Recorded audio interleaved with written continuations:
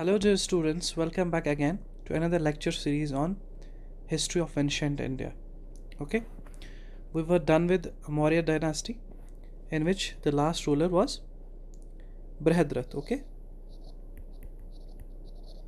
and Brihadrath was killed by one of his ministers, namely Pushyamitra Shunga, who gave rise to Shunga dynasty. Okay, in 185 BC. Okay, and Shunga dynasty or Shungas are supposed to be the contemporaries of Indo-Greeks.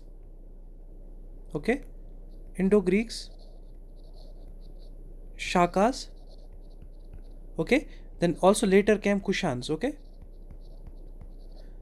they came after Shungas, but generally, if we categorize them into two categories as outsiders and indigenous dynasties, then these three dynasties, that is Indo-Greek, Shakas, and Kushans, are considered as outsiders because they came from west, and Shunga is considered to be as indigenous dynasty. Okay, and what is important about this dynasty is that the founder itself, who is Pushyamitra Shunga, he was a strict Brahmin. Okay, and he believed in Vedas and all the Vedic customs. Okay, and so therefore, in order to to his likings, he tried to revive some of the Vedic customs. Okay, and according to Ashoka Vardhana, which is a text, Buddhist text. Okay, it is written that this Pushyamitra Shunga was anti-Buddhist. Okay, he was anti-Buddhist. He was so anti-Buddhist that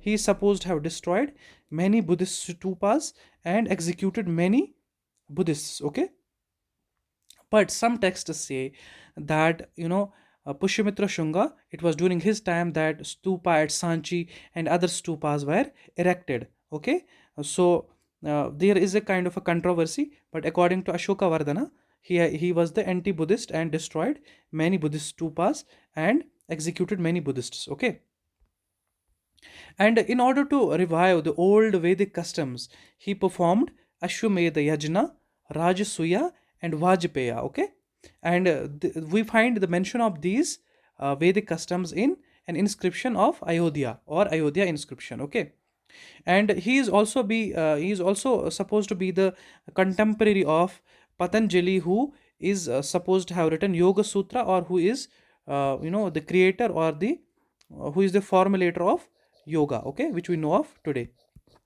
right? And his capital at the time was Patliputra. Okay, and what is his contribution? And he actually successfully defended attacks from the Greeks. As I told you, those were the contemporaries, and the two kings, from the two kings, he defended successfully the attack. First king was Menander, and the second king was Demetrius. So both of these attacks were successfully defended by Pushyamitra Shunga. Okay, and he's also defended an attack from Kalinga king, who was Kharavela. Okay, then after Pushyamitra Shunga, his son Agnimitra Shunga came to power in 149 BC, and he is supposed to have ruled for 8 years. Okay, and in this episode of Agnimitra Shunga, actually there is a very famous love affair of him with with a girl, or with a woman called Malvika, and it is mentioned in Kalidasa's poem Malvakagni Mitram. Okay, Malvakagni Mitram.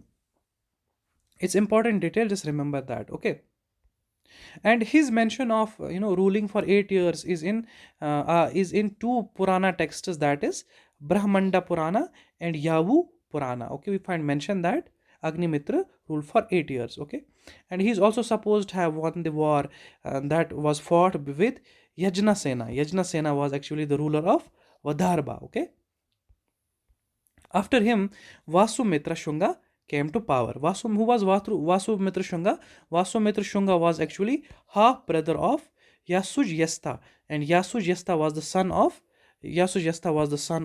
Agnimitra Shunga. Okay, remember that Yasuj Yasta was the son of Agnimitra Shunga and was the half brother of Vasumitra Shunga. Okay, and Vasumitra Shunga is supposed to have restored all those destroyed stupas. Okay, which were destroyed by Pushyamitra Shunga. And later Vasumitra Shunga was succeeded by Bhadraka in 124 BC. Okay, and there is this important, this is it about him. And then later the ninth ruler, that is important, is Bhagabhadra. Why is Bhagabhadra important? Because in his time a Greek ambassador came to their dynasty whose name was Heliodorus, and he was the first one to he was the first outsider kind of, or the Greek who accepted Hinduism. And he also erected a pillar in the memory of Lord Vishnu, where from it was the first archaeological evidence that that started by, or a kind of started as a marking of Lord Vishnu worship. Okay, and this pillar which he erected was called Guru Dwaj. Okay, and it's currently located in Bilsa or Vidsha, that is presently in Madhya Pradesh. Okay, then the last ruler of the Shunga dynasty was Devabhuti, and he was also killed by one of his ministers, Vasudeva Kanva, who later laid the foundation of Kanva dynasty. So this is it about Shunga dynasty. I will see you in next video. Thanks for watching.